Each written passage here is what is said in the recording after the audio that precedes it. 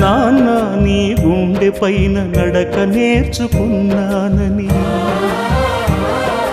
నీ చూపుడు వేలితో లోకాన్నే చూశానని,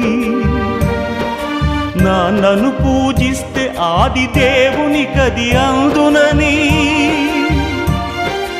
అమ్మకు బ్రహ్మకు మధ్యన నాన్నే ఒక నిచ్చెనని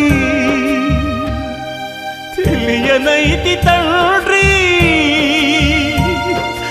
ఎరుగనైతి నాన్న.